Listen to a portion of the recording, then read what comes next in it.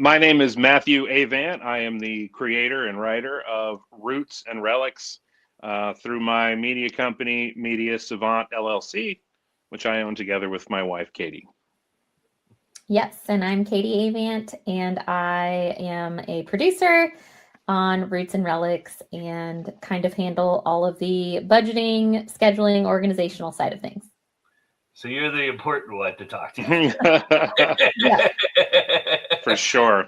It's remarkable how much of our past still surrounds us, hidden in the nooks and crannies of our modern world, just waiting to be discovered once again. That's the pickup. When they'd be digging them bones out, he'd back that Model A up. They dug up prehistoric mastodons, different stuff. So there's a lot of history behind her. Your great-great-great-grandpa started a church. The legends are passed down. The treasures are passed on. My dad told me about a bag of old coins way back into the 1800s. He wondered what happened to those coins. Roots and Relics is a program designed to showcase family artifacts and the stories behind them. You actually are seeing people's history, and I think this is stuff that families have cherished or held on to. Stories, some etched in stone, others lost in time. Memories of those who came before and some who never left. The original owner of this place was hung in this very room. They swore vengeance, and they're haunting this place the rest of eternity. History is an ever-unfolding journey with twists and turns revealed by new discoveries that teach us something about ourselves,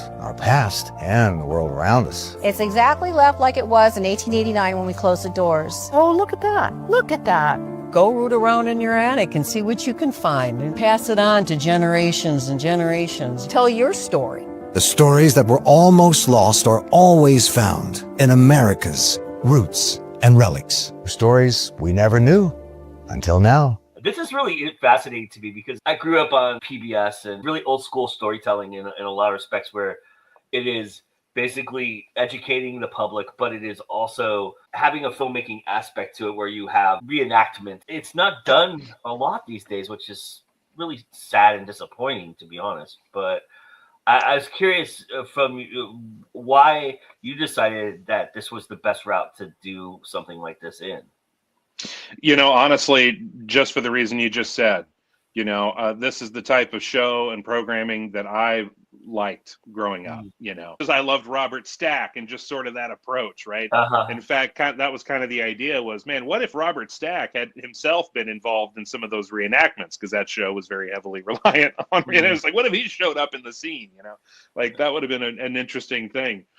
And because of the fact that I love that type of show, I wanted this to have that old school flair. I feel like you kind of hit it right on the head. Like I loved growing up with that kind of show. I'm disappointed that there aren't that many shows that take that approach, but we wanted to put a little bit of a spin on it, and it just worked out really well because JD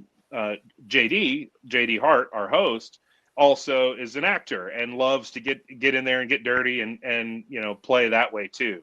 So it was kind of a perfect fit, and also the fact that he really loved the concept and the style and the approach, like we just really kind of clicked on that. So it just worked. I'm curious, Katie, from your perspective in managing something. JD Hart, our host, also is an actor and loves to get in there and get dirty and play that way too. So it was kind of a perfect fit. And, also the fact that he really loved the concept and the style and the approach, like we just really kind of clicked on that. So it just worked. I'm curious, Katie, from your perspective in managing something like this, are they two separate? Do you look at them as two separate entities in terms of the reenactment part versus the documentary style that you had to accomplish with interviewing folks, and then of course also having the live discovery, so to speak, aspect of it? Yeah, definitely. The reenactment portion is definitely the more robust thing to accomplish. Especially because we've done a lot of documentary storytelling over the years. And so, being that fly on the wall, going out and telling real people's stories, is pretty not easy to accomplish, but just, cut and dry as to what you need for that storytelling. And then adding the element of, needing a makeup artist to help us, craft some wounds on JD, and in later stories, we've only shot the pilot so far, but certain stories, JD will have to be his own fly on the wall instead of the main character, like he was able to be in this one, just depending on what the story is. And so, we may have to deal with extras. We may have to deal with more period pieces, things like that.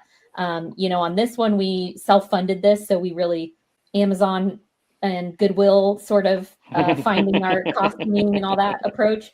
But, in the future, we hope to be able to kind of, get a little more exciting on the costuming and getting more real with it, I guess.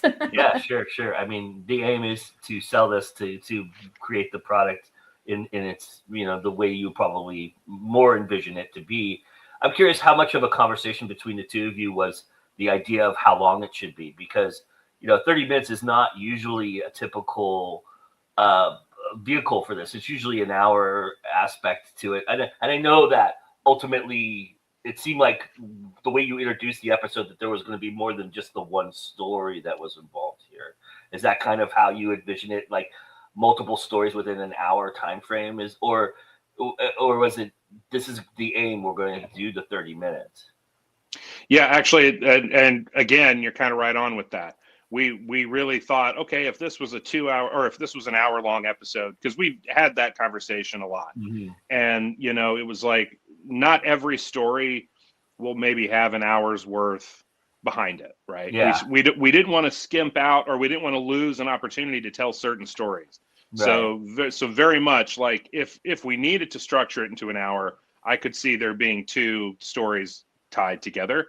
Like this would then lead into the next one, sort of a deal. Or it could be this. Because the other thing, too, is that we didn't, it's already hard enough, I think, to get people to take interest in history and to really kind of invest. So another thing in that sense of the old school TV show was sort of like leave them wanting more, right? Give them just enough to get out of it. So by the end of it, they go, oh, man, it's over already. And then want to see more and then want to engage more. It also is something that I think means a lot in terms of just small bite media. I think we're increasingly in a small bite media world.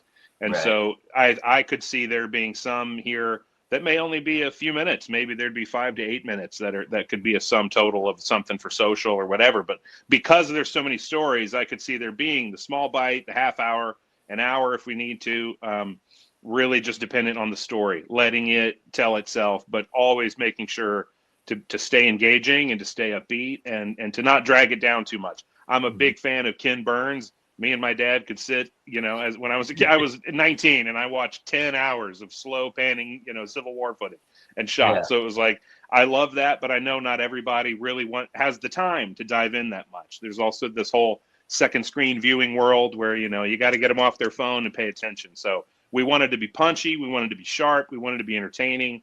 And leave them with a hunger to dig deeper into that story and then their own stories as well. Yeah, I agree with that. I think the biggest key is just, the 30 minutes felt like the most adaptable for if someone, whoever's looking to buy it, we can say, sure, we can go an hour, or we can say, actually, we're going to make this a YouTube show and it's going to be shorter than that, so. Right. Yeah, I could see even this one being an hour if we needed to. If they said we want 30 more minutes of this story, we probably could fill it. Sure. Yeah. I mean, I like the idea of leaving them wanting more, because this did kind of satiate my mindset towards, well, let's go. Where did this go? Right. Yeah. Well, and the benefit with them is they're a guest ranch. You can go out there, you can visit them and see all that history and hear all that firsthand too. As somebody who goes to film festivals and watches these things, they come in blocks, right? They'll put you guys in an episodic block. So putting it at a certain time period too, I would imagine for film festivals, that was kind of something you talked about as well, I would assume. With this festival, they, basically they set out those blocks. So they kind of made those decisions on their end. But I feel like they did it right. They've been very organized, actually. Dances with Film seems to have really got it together. And so they've been very organized, very on top of things. And I feel like they've probably put a lot of thought, and I can tell that they've put a lot of forethought into how to pair them up, when to place them. And so I think we're pretty stoked. I feel like they put us in a good spot. So I feel very good about that. Let's give me an idea of what it takes to create something like this, because dissecting this, I have to imagine the research that goes into what you're going to find, right? And and what you feel, what you deem is interesting enough to pursue for interviews and things like that. I also think that probably some of the things you probably researched went down dead ends that you probably couldn't ultimately put a show together for. But I'm curious what is the process? Are you looking at things you've experienced in the past that you wanted to kind of explore more? Were you deep diving into Google searching and trying to figure out what would fit this programming? How does it all begin with the research process of this? Sure. I mean, honestly, it goes back to my childhood. My dad and I both were very interested in this type of thing, these stories. He really helped inspire me to that. But it started really and kind of was built from a lot of people that I've met and crossed paths with in the work that we've done over the last 30 years. I've just met so many people all over the country, and not necessarily going after it for that purpose, but meet people and see something or spot something in their space. Because a lot of times there's some odd item on a shelf, or there's just something that stands out. And if you're paying attention, because I always look at people's pictures at their house. Anytime I go anywhere, I'm always looking at their pictures, but then they'll have some object, or, they'll have something in the garage covered up, and you're like, well, what's that? And so the curiosity of meeting people. I also realize how many people have their own little private collections, especially, people who are on a homestead land that their family's been on for 5 or 6 generations. They've inevitably got some old building that the entire family of 30 people once lived in. That's no bigger than, your office, but it's packed to the gills with all these things. And so many different places we went and so many people we met, I'm like, wow, how is it possible that there's this many people who have not only this much history and these many, artifacts, but they know the stories and remember the stories. And, even if it's, in fact, I love Sandra Renner. She said, never let the truth get in the way of a good story, And so it's like so many times people have these embellished versions of stories and what's real and what isn't, and so the stories that they tell is also kind of a part of this too. We really didn't want to go in and say, we're telling a fact by fact, detail by detail, date, by date, historical account. We're sharing this object and we're telling the journey that this object took in your family and the legend or the fact behind it. I would imagine, Katie, too, there's legalities involved in a lot of filming of this and stuff like that. Talk a little bit about, how that process works for people. Yeah, I mean, I think for this one, that's kind of why the family part of this is so important to us, is we want to keep it as real as possible, keep it in their words as much as possible. And that way, as far as JD goes, he's not necessarily, declaring, fact-based things. He's more just asking questions, getting the story drawn out from the family. And that way that helps us not have to, dig as much into that currently while we're still, figuring out where this goes next and how much we will need to get into that as we move forward. Like with shows that are on History Channel and things like that, where you need to be having, people who have that as part of their title, as far as researchers and things like that. This one was fun because it was so self-contained. Tag Riddle, the guy that made all these discoveries and built that museum, spent his entire life researching. So that story was so self-contained. I mean, I've even got, he wrote a whole book, Oh, nice.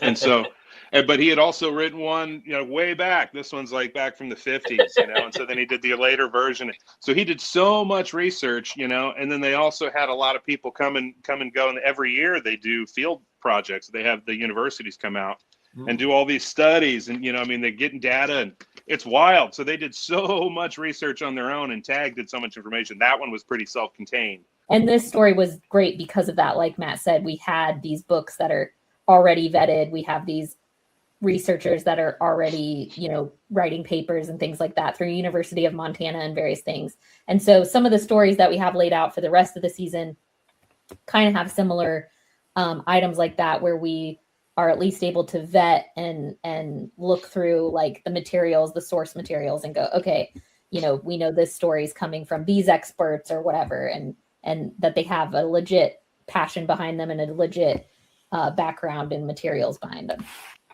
How did you come across JD? How did JD get involved in this, and what has he added to this that you didn't have going into it?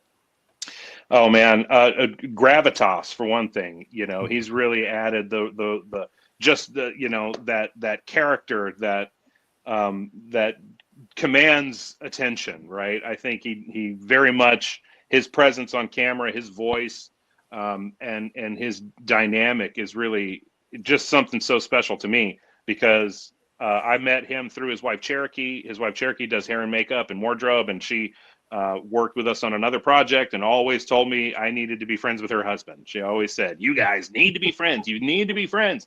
And so one day we finally met and really hit it off. He was like a big brother to me, and you know, we were able to talk. He has so much experience in the music industry, and he's written songs and jingles, and he's done all these audio books for years. He does novels and novelizations, and you know, he did pitchman stuff. He did, you know, car dealerships in his early career, but he also has done a lot of acting. And so he was really well-rounded in what he's done and what his experience is.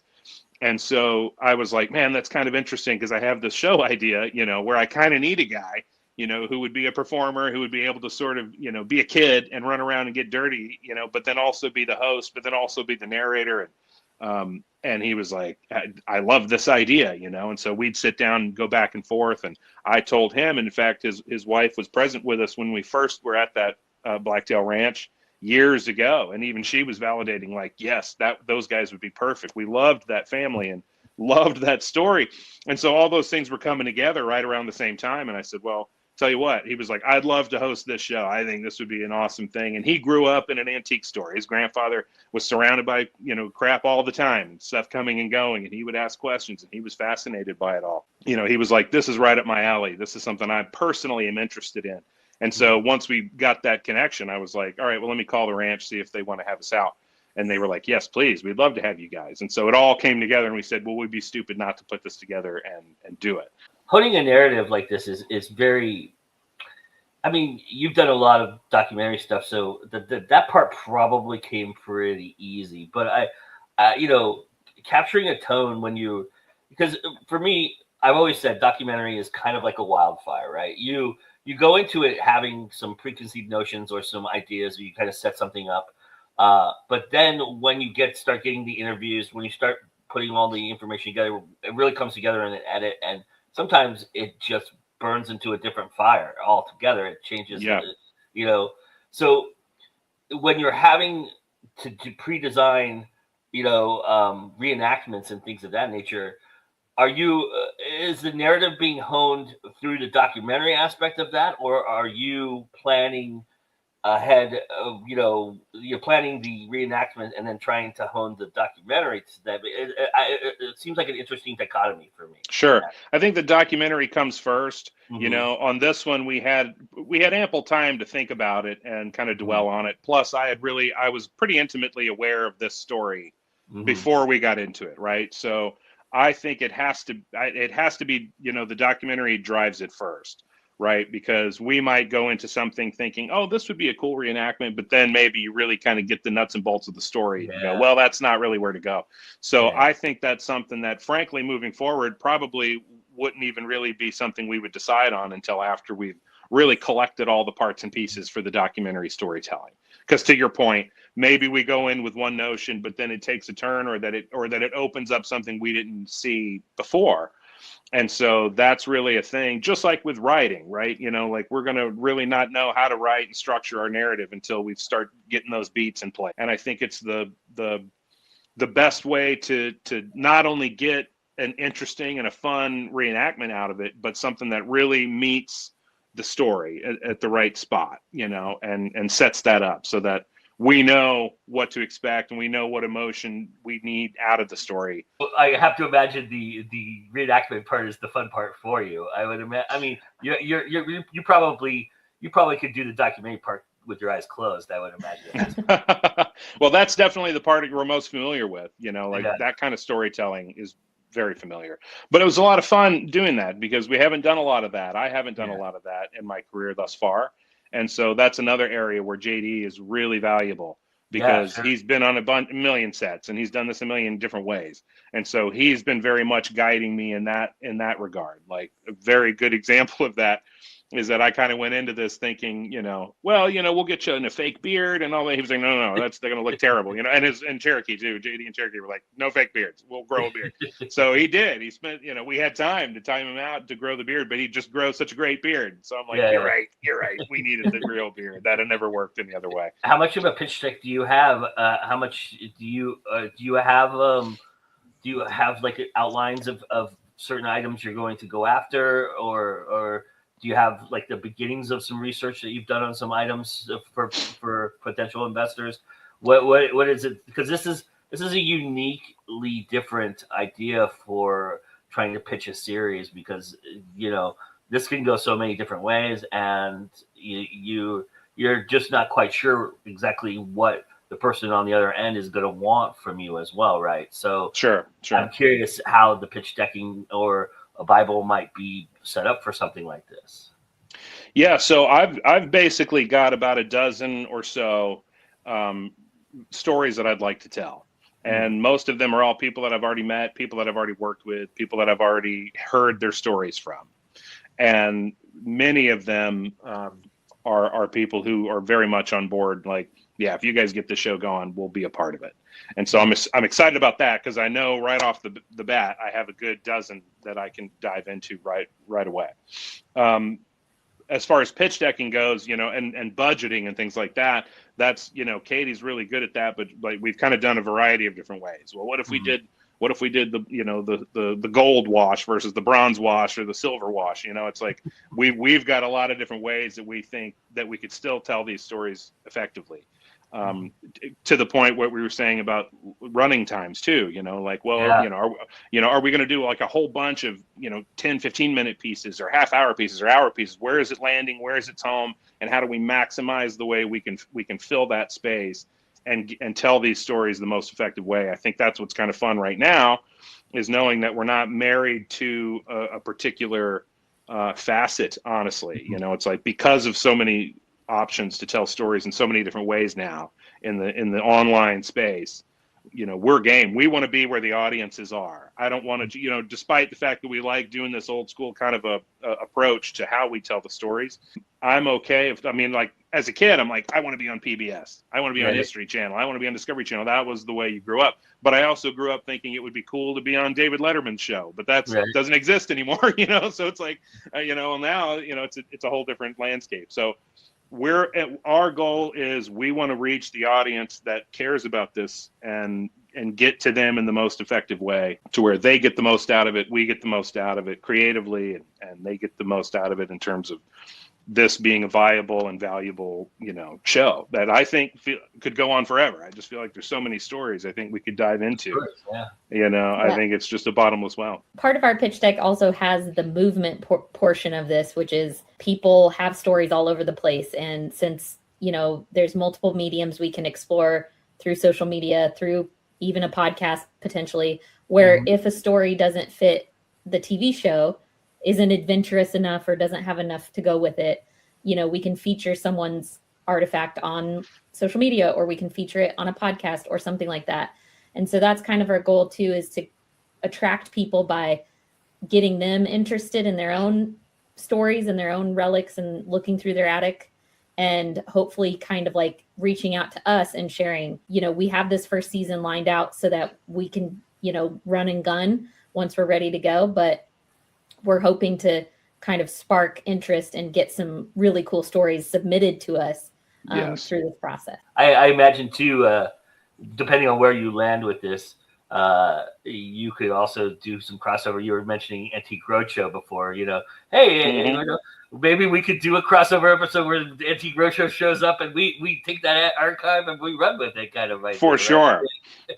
Yeah. Because honestly, and one of the things I love about that show, like my dad loved that show too, there's something that really just sparks the interest by shows like that, because of the neat stories. Like, people are obsessed with that kind of thing. And so I think that's a big part of what, like to Katie's point about it being a movement. It's like, we do, we're not just trying to make a show. We really do want to help. We want to find these stories. We want to hear them. We want to collect that information and share it before it's lost, because you never know when a grandpa or a grandma or your parent dies, all the stories that die with them. And that's something a lot of people do cherish these days. And so I think that's a big part of it, is to really find a momentum where somebody says, you know what, not only am I interested in that, but maybe they'll spend an extra 30 minutes talking to their grandfather that weekend, you know, or grandmother, and hearing a story that they wouldn't have otherwise known. And I think those things really help shape our future. Obviously, if you don't know history, you're doomed to repeat it, as they say. And I think that's true. I think that we've kind of gotten a little bit lost, even from recent history. I feel like there's people that don't remember much about 30 years ago, you know, which feels like yesterday in some respects. So I go, how can we find little ways to make this more interesting, to make it more palatable? And I think this is a step in that direction. What's been the greatest reward for you so far? And I know you've only shot this one pilot, but have you gotten something from it you didn't expect to get from it? That's a good question. Well, you know, the personal edification of getting it done, of seeing it through, of having something that I wanted to do for a long time and sort of seeing it through, and knowing that this is something that my dad would have loved to have been a part of. You know, he always joked like, well, just call me if you need a consultant. One day I'll be your consultant. And I'm like, this is the show Dad would have been the consultant on 100%. But I feel like it's kind of helped reconnect me to some of my appreciation for my family. But I hope that the best is yet to come, because watching something in front of an audience, or seeing people watch your work, you know, looking at the expressions on their faces and just seeing how they take it. You know, because it's a hit or miss, right? Obviously, you know, once you put it out there, people could come back and go, you know, whatever. And you got to take that, right? But that's a part of the game. That's part of the fun, because then you start to hone, you start to get out of your head and start to really get into the spaces where the viewers are and say, okay, what do you guys like? What don't you like? What would you like to see more of, less of? You know, and so then that kind of starts to become when you really feel like you're working it, you know, once those processes start. So the most rewarding thing has been the fact that we got it finished and got this done to a point where we can now take it and screen it, and to be able to kick off 2026 with a great festival right at the beginning of the year. Yeah, nice. That's pretty wonderful, I gotta say. Yeah, for me, it's the storytelling aspect. I think we've hit a point in media where it's fairly easy to execute a good looking product. And I mean, we do have very talented people. I don't want to discredit them by any means, but I do think story gets lost sometimes these days because everything looks so good. I think everyone just expects like, oh, well, it must be a good show because it looks good, you know? Right. And I think Matt's a great storyteller, and JD is a great conduit for that storytelling. And so I just think we have a great product here that I'm really proud of. And you know, the fact that we do it with such a lean crew, and make it look what I think is comparable to things that have robust crews, is just something to be proud of. So, nice. You know, you guys have been at this for a bit. I'm curious, you know, what do you love about being independent filmmakers? What is it about being in the indie sphere that you've really enjoyed? For me, this is the first project that Matt and I have done together as a couple, independently funded. So, you know, we've both worked on different shows for different people with their own ideas and wants and needs. And so to be able to kind of come together and put something on out in the world that we have a passion for is the whole point of it. And we're just hoping to kind of move forward in this vein and be able to be more indie. Being able to select a path that you want, you know, because to her point, like a lot of times doing this, it tends to sort of be like the client relationship, you know, where you're executing someone else's vision. They just say, here's what I need, so make that happen. And so you get a lot of experience doing that. But the idea to be able to say, but we want to create something from scratch, and we want to grow this little thing on our own, you know, and cultivate it the way we want. That's just the most rewarding reason to be in the arts at all. This was just one of those things that was such a long gestated passion, you know, and especially for both of us, because we both have been always in this path. I mean, this is our life. That's why we fell in love. That's why when we met, we were like, hey, this is a vision we both share. And so that's been really rewarding able to, because we worked together in many disparate ways over the last 10 years, but this is kind of the first time we've both been in the driver and passenger seat together and said, let's just take this and see where we can go. And so that's just been the most fun thing I've done in a really, really long time.